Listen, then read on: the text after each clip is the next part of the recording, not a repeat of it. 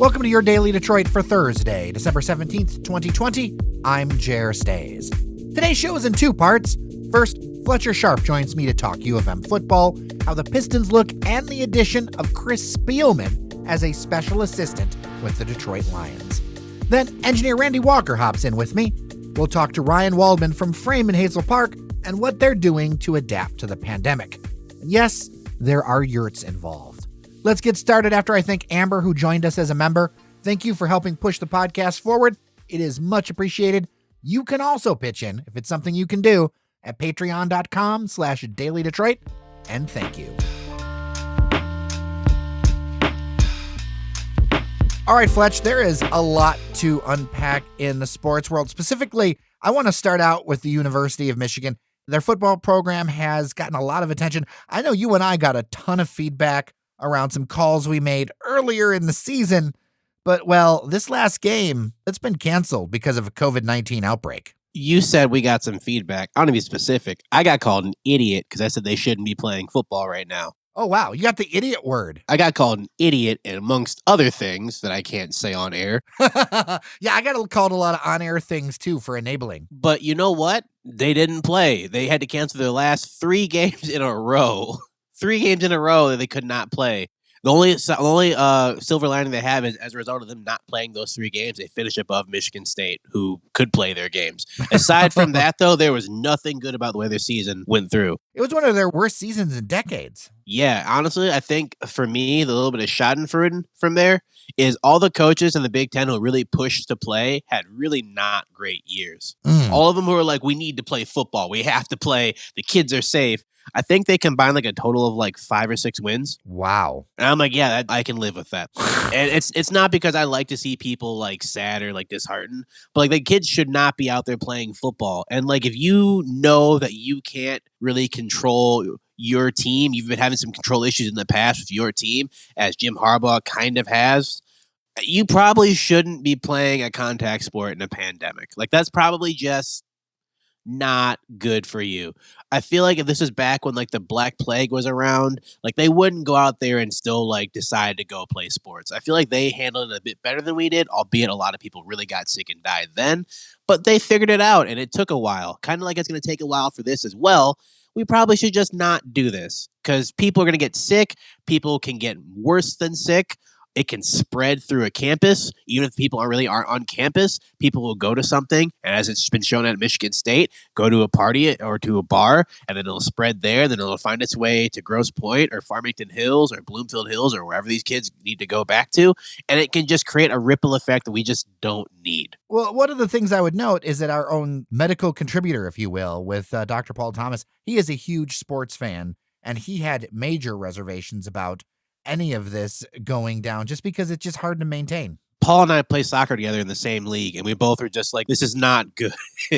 And both of us really love to play the sport of soccer a lot. But I willingly will sacrifice that happy time that I have playing on the field, whether it's against high-level people in a league or whether it's just kicking the ball by myself, if we can do something to get this pandemic under control. And a lot of people, I've come to find out, do not share this same sentiment as me, and as a result, it's going to push this further going. And I'm even more worried about basketball because at least with football, it's outdoors. Basketball is indoors, and you're definitely touching someone every single play. Boxing out is going to be terrible. The only solace I can take from it is since the schools realize, oh, wow, we actually have to take this a bit more seriously because it's really staying around. They're staggering people's chairs so that people don't sit next to each other, testing the kids as often as possible. The coaches are on the sideline definitely wearing their masks. I mean, sometimes they pull it down to yell, but they put it right back up. So, like, that's a saving grace for me, but I still don't think they should be even playing basketball as much as I will be watching it. Oh, for sure. And we're all going to be watching it. One person I think there may be some question about whether or not they're going to have any light at the end of the tunnel is going to be Jim Harbaugh. I feel like he's on the hot seat. He needed to have a good season this year. He has his entire recruiting class now. He has his own kids. He's had them for maybe a year or so. These are his own kids, his own schemes. He's not evolved as a coach, and it's really not totally his fault. Mainly it is because, he helped influence who they're going to bring in. He helped influence who's going to coach what. And even so, it's his own, coaching brand. not totally his fault, but it's enough of his fault where you can't let this happen. He let 2 cardinal things happen. The third one couldn't happen because the game against Ohio State got canceled, but we know how the game would have ended. Don't have a losing season and don't lose to Michigan State. They had a losing season, technically are as bad as Michigan State. The records won't reflect it because they didn't play their last 3 games, but they are as bad as Michigan State, if not worse. And they didn't play Ohio State, but we all know Ohio State would have rolled them easily. So he committed the 3 cardinal sins. They can't bring him back. They're probably going to let all the football stuff finish. They're going to let the playoffs finish, let the champion be crowned, whoever it may be. And then they're going to tell him, hey, Jim, we appreciate what you've done when you played at the university. We appreciate what you've done to coach at the university. Please clear out your locker room and please go. If they don't, it's going to show how unserious they are about maintaining the Michigan brand that people like to brag about. Well, we've got a trifecta of teams to talk about. This next one, the Detroit Pistons, we've actually got a little bit of a look at them after a couple of preseason games. That's right. They had 2 back-to-back preseason games against the New York Knicks. They lost the first one. They won the second one. Preseason you don't really care about the results as much. I mean, you want to win more than you want to lose. But you really have been looking at the rookies to see how they're going to react and see how they're going to mesh with the team well. And so far, the rookies have looked all right. Isaiah Stewart has been, this what he said he was going to be, this big, tough, energetic big man who's there to grab boards, get the ball out, and maybe do a little damage himself inside. Saddiq Bey has shown some big Chris Middleton vibes, which is a really great compliment, in my opinion, at least. For those who don't know, Chris Middleton was drafted by the Pistons in the second round as a 6'7" swingman who could, hit a jump shot, create his own shot, nice mid-range game, a 3-and-D type player. And the Pistons got rid of him to the Milwaukee Bucks later that year. And Chris Middleton has broken out as become one of the more unheralded heroes in the NBA.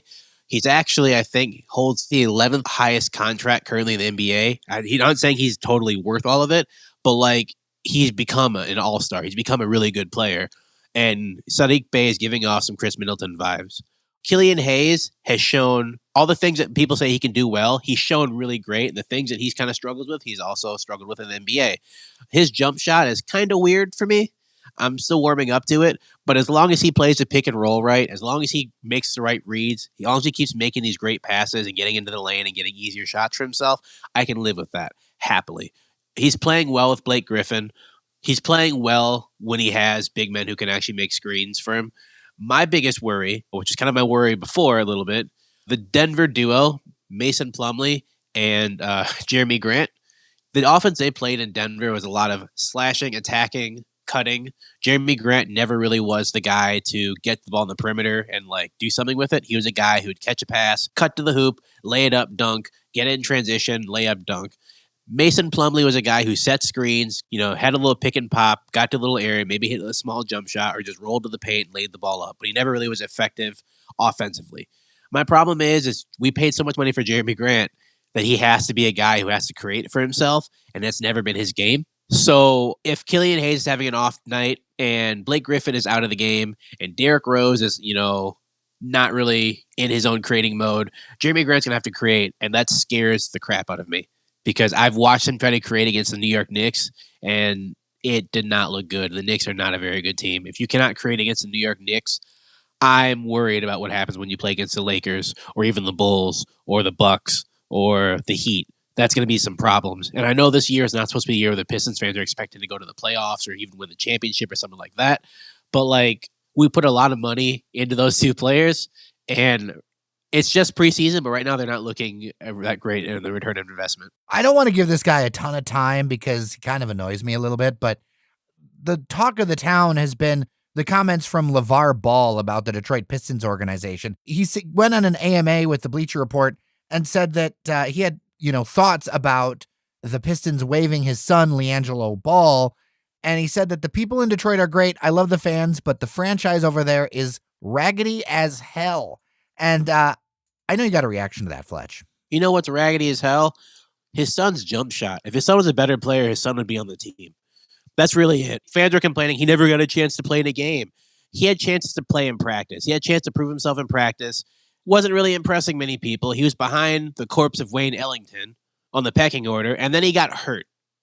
Which, no fault of himself, he gets hurt. But he got hurt and didn't play in the preseason games and was unable to get healthier soon. So the Pistons were like, we don't need him. We don't need this guy. That's it. They signed him. They took a chance, an unrestricted contract, non-guaranteed, which means they can sign and cut someone. They don't owe him any money. And they're like, we'll give this guy a chance. He basically got a training camp invite and was one of the first 3 cut. I feel bad for the fact that that his name gets brought up more than it really should. It's not his fault he got cut. Well, it is his fault he got cut. He didn't play well enough. But it's a victim of circumstance. The Pistons have too many shooting guards right now. They don't need extra waste there. If he can't contribute, he shouldn't be on the roster. Whether it's a lot of time, whether it's a little bit of time, whether it's just giving water to the teammates properly, I can't speak to what's inside of his heart or his mind. But, clearly Dwayne Casey had enough, saw enough, and said, yeah, this guy is not going to work out for us. And it stinks, but I don't think that should make the franchise raggedy as hell, especially when his kid had ample opportunity to shine like his brothers did in college and in high school and chose to take the path of stealing. I don't really know what to say about that except for LeVar Ball is LeVar Ball, and he's going to talk, and he's really just full of hot air. So fair. So I think we should end on the Detroit Lions. Chris Spielman is a fan favorite. He's back to the organization as a special assistant to the owner. Is this the thing that matters, Fletch? It shows that they're actually trying, whether they're going to hoodwink the fans, whether they're actually serious. It shows they're trying to get some engagement. They're trying to get some people who were fan favorites of the team, who actually really cared, invested their time and blood and sweat into the roster, no matter when they play. They're trying to get people to be pumped up, and it could be a good thing. He could actually have some power. He could just be a figurehead who's I'm here for something, but they don't really do anything. Could be great, could be bad. We'll have to look in time and see. The thing that's really encouraging for me is while the Lions did lose to the Green Bay Packers, these last 2 games, they've looked a bit different. They look like they're trying a lot harder. They look like they're doing something a bit different. And yeah, some teams do that when you get a new coach, but it's encouraging to see, they might not win any more games this season. At least they're not going down without fighting. They're trying to get better, and I can live with that. Any fan just wants to see people try.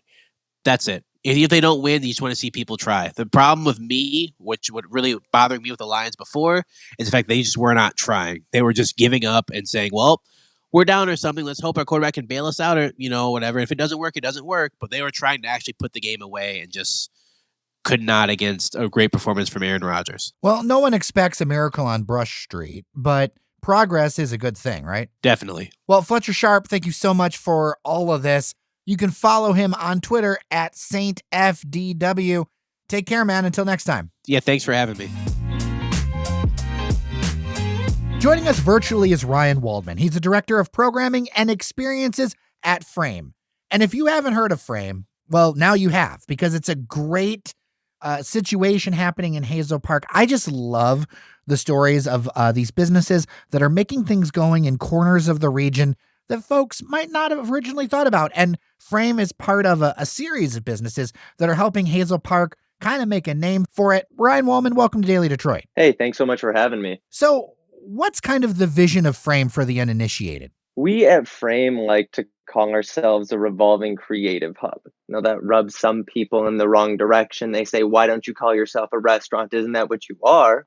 And we are. But the truth is we're just a little bit more than that. Ultimately, we are a team of creatives and dreamers and professionals, but we're nothing more than 4 walls and a group of people who like to get things done. So our model focuses on celebrating not so much Frame, but welcoming creators, purveyors, chefs, anyone with interesting and unique talent and skill to the Frame table to share that not only with us, but with our community. And I want to say that Frame is definitely not a restaurant or just a restaurant. I've been to several events there that you wouldn't have at a regular restaurant. I've done cocktail classes. I've done haircuts. When's the last time you got your haircut at a restaurant? That was pretty creative. I remember you telling me about that, and I was kind of stunned, and I think that's part of the reason why I was excited to talk with you, Ryan.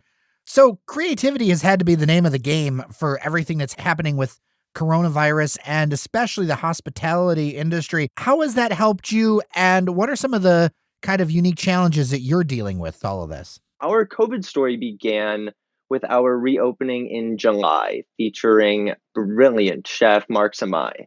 So Mark's residency at Frame, which was Summer's Little Italy, was remarkable for a couple of reasons. The first was, what a better way to return to the food scene than with classic Italian? Think puttanesca, caponata, Negronis, so classic and so good. But more than just the food, this was the launch of our first COVID activation. So this summer, we transformed Frame into a 24-person outdoor supper club, which we were calling the Patio at Frame. And it featured a summer of week-long chef residencies in a new Frame format. We took every measure to completely adapt our existing Frame structure and start from scratch to develop a response plan that preserved the uniqueness of our Frame experience while staying extremely conscious of the role that we play in minimizing the spread of coronavirus. So moving forward in the seasons to come, post-pandemic, like, you better believe that the Patio at Frame is going to be making a return. I think that something really interesting in that forced creativity is that this really made us examine our product and think about how can we not only preserve what we have and what is working, but adapt and continue to grow something that has so much room and so much opportunity for growth. Now that you can kind of look back, how important was it for you to embrace the situation and say, we're going to learn from it, we're going to adapt, as opposed to, as some have done, which is kind of resist and try to keep their models solid and the same that they were throughout the pandemic? Something that we really, really take pride in is that our community trusts us. They trust our curation of food and beverage. They trust our staff. They trust that our team is looking out for their best interest. We really had an honest conversation with ourselves and thought, what is going to continue to allow us to celebrate our amazing chef collaborators and also make our guests feel comfortable, which was our number one priority, was keeping the door open, the lights on, and making sure we do so in a responsible way. Guest first, I think, is so important when it comes to hospitality and restaurants, because the market has really shifted. I mean, look, I remember the days back when I was in, high school more than 20 years ago now. And like, the big deal was going to Applebee's and getting the blackened chicken, whatever pasta thing, right? And not to slam Applebee's, but it was a different time. Going out now is much more about that experience. And so what is it that you've been able to kind of pull together looking forward into, because it's the holidays, all those kind of things? People are looking for experiences, but right now things are a little different. The last few months of the Patio at Frame were lovely, and we could not be more pleased with how everything went in terms of our guest reception, and as well as all of the amazing collaborators we were able to welcome into our space safely and responsibly. However, with temperatures dropping and impending snow, we wanted to keep our doors open and continue to engage our community with the beauty and peacefulness of winter-long dining at Frame. So to continue curating our safe culinary experiences, we have developed what we are calling the yurts at Frame. Very frequently, I get the question, what the heck is a yurt? By definition, a yurt is just it's a rounded tent covered in skins or felt. Frankly, it's a really nice looking tent. Yurts are really interesting and offer a really unique opportunity. I'm sure you guys have seen the dome or igloo type globes. Those have been pretty popular in the Metro Detroit and Detroit area. We thought about activating with those. We thought about other outdoor tents. Frankly, the yurt, however, is really conducive to our model, which again focuses on creating this really intimate and personal experience, which is a really hard thing to do during a pandemic, frankly. And so the yurts give way to a really, really interesting new take on how to do indoor-outdoor hospitality without totally sacrificing what we love about getting to go out and have these experiential meals. So does the yurt kind of create like a little bit of a bubble for a limited party? Is that kind of what the idea I'm getting here? Yeah, so the yurts are sold in round tables of 6. 6 is the mandate by the state for social distancing indoor dining spaces prior to our closure. Parties no larger than 6. And so the yurt, incidentally, fits perfectly a table of 6, which we've also found to be a really nice number of guests, not even during just our pandemic times. 6 creates a really fun atmosphere that does foster a group energy, but still preserves the really, truly intimate experience. Randy, how have you been thinking about all of these things that have been happening with trying out different outdoor spaces and things like that? Because I know you've been out there kind of experiencing the scene quite a bit. Yeah, I've been trying to still support small businesses during the pandemic, but I definitely tend to places that are feel safer. So, spread out tables or fully outside dining. So, I would potentially consider going to one of these yurt events with a small party. Well, I know you've got a bunch of roommates too, Randy. So like you could do the whole house. You guys are already together. Yeah, we're 5 between the 2 apartments here in the building, so that would be a perfect event for all of us if we could find a time to get together. I want to get into all of these like activations that are so interesting. Like you've got like Dr. Sushi coming. I mean, there's all this stuff and I want to like tell people about it. Our yurt programming kicked off with an absolutely stunning residency that we were calling Sustainable. So Chef Neil and our in-house mixtress Jasmine worked hand in hand to design a menu and accompanying cocktail program, producing as close to zero waste as possible. So Sustainable kicked us off in the yurts, and since then it has been a slew of incredible talent coming through and getting to experience and celebrate these awesome outdoor activations with us. Our in-house chef, Michael Barrera, an absolute rock star. Michael has been truly such a valuable asset to us, not only in terms of his incredible culinary expertise, but seeing as a lot of our model focuses on rotating food concept, it has been a lot harder to be responsible in bringing in national or otherwise not local talent. A big piece of what we do is rotate through these concepts and rather quickly at that. So having such a strong head of our kitchen, Chef Michael Barrera, has truly been such a valuable asset. Words cannot explain. And what I like about this is that I can see that you can do the yurt thing, or you've also got this frame at home concept. So if that's more your style, you can go either way. In addition to our constantly evolving chef experiences in the yurts, we have continued to try and develop our product by re-examining our to-go program. So with that, we rolled out an incredibly cool series of programming called Frame at Home.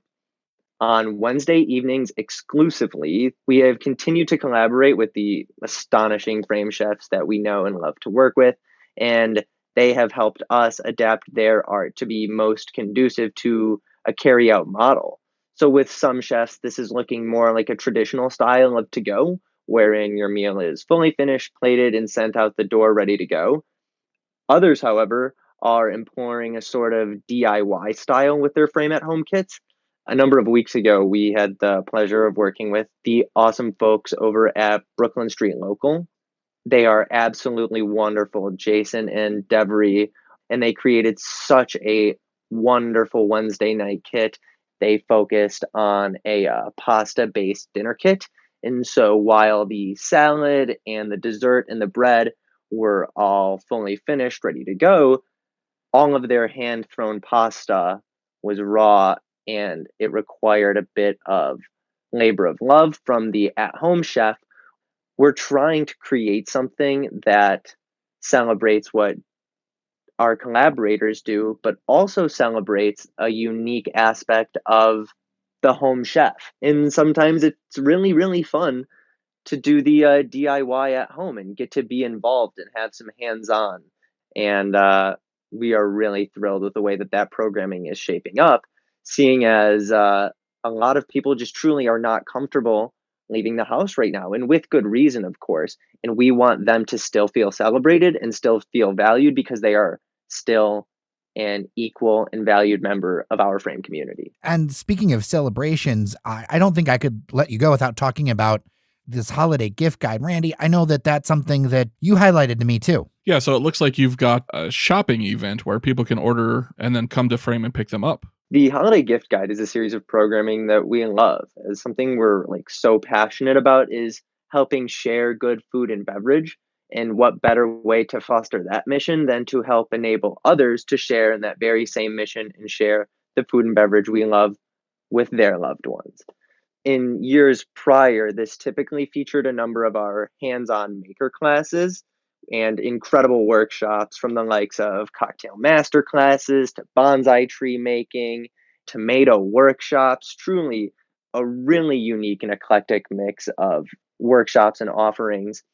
And with the current social and other climates, we kind of transitioned that programming in a similar way that we have with our other programming to bring 10 curated gift guide boxes that celebrate super small batch indie creators and makers from the local area as well as across the border to the north, actually. This gift guide has really been an amazing opportunity, not only for us to get to share our passion of sharing food and beverage with people, but also to help celebrate a number of creators that we do not typically get the opportunities to work with. So one that I am just really attached to and really passionate about is our box called Canada Curated Seasonal Sweets and Savories by Small Batch Canadian Makers. And so this box was in collaboration with a colleague who works with the Canadian Consulate in Detroit. And together we curated this incredibly thoughtful and really beautiful gift box featuring a number of savories and sweets and jams. Additionally, we have a number of alcohol-based boxes from our Bubbles box featuring 3 awesome bottles picked out by our in-house sommelier. I like the festive mixers and seasonal elixirs kit. Yes. And it even includes shaking tins. So you will get the equipment you need to shake up the cocktails at home in addition to the ingredients. Oh, I think that's crucial because, I mean, I've been in this situation myself too. Like, I want to do something a little bit like fancier, but if I don't have a shaker with me or if I'm new to it, I can just make it happen. I like this. That mixer and elixir kit is by our in-house mixtress, Jasmine Weaver, and she came through with an amazing concept, and inclusion of the shaker kind of speaks to, we wanted our gift guide gifts to be fully inclusive. So that way you can hand it to somebody in the gorgeous packaging that we're going to send them out the door in and say, here you go. Here is your curated gift. And it's all there. A few of our boxes do require a few additional inputs for a multitude of reasons. More or less, however, these boxes are ready to go and ready to be handed to your loved ones, which is really, really something that we are really interested in. Yeah, I see the Spanish paella kit includes the hard to find stuff like the bomba short grain rice and Spanish paprika. Ooh. But then the recipe, I'm assuming, includes things that are easier to find. So you kind of got the hard ingredients out of the way included in the kit, and then you just go to the grocery store and get the rest of the ingredients to make the recipe. Another kit that we're doing that follows similar suit is our THC holiday cookie baking kit. That it is exactly what it sounds like. It is a DIY at-home edible baking and decorating kit, which comes with everything you would need. And this was in collaboration with our great friends down John R. from us, Breeze Provisioning Center, also in Hazel Park. Yeah, we've been there. Yeah, great folks over at Breeze. We love to work with them. This is not our first collaboration with them. And so when we got in a room and decided that we were going to make this happen, we were all stoked. And similarly to the paella kit, it is fully inclusive, minus a few ingredients that you'll either have at home or could make a quick trip to the grocery store for. Well, yeah, I mean, you're talking about things like milk and stuff. That's the kind of thing that you really shouldn't package up, if you will. Exactly. Well, this is pretty exciting to hear all these things. What are kind of your thoughts going forward? Like, are these kind of things going to be part of your repertoire? Or are you still working on that? Every single day, our team of creatives comes together and really, really places our product under the microscope and looks at it as in, how can we take what we are doing successfully and not only make it better, but continue to evolve it into something that more and more people will want to get behind. So I think we have found a great deal of success in our patio at Frame and the yurts at Frame. They have gotten just such great reception, and we feel so lucky and so blessed. And I think that we have also caught the learning curve of how to adapt to the to-go model and what sort of successes and challenges that in itself presents, and how we can move forward and effectively employ these changes that we made and do so during non-pandemic times. Well, Ryan Waldman, Director of Programming and Experiences at Frame, I appreciate the time you spent with us. If people want to know more, they want to get in touch, they want to take part in some of this stuff, what can they do?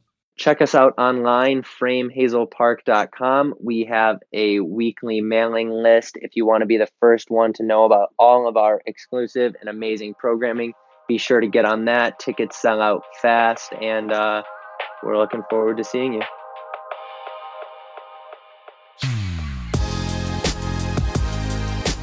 Special thanks to Cheyenne Nocerini behind the scenes for making this one happen, as well as, of course, Fletcher Sharpe and Randy Walker for their support. Remember to tell a friend about Your Daily Detroit. We think it's the best way to help push Metro Detroit's conversation forward. With that, I'm Jer Stays. Take care of each other, and we will talk tomorrow.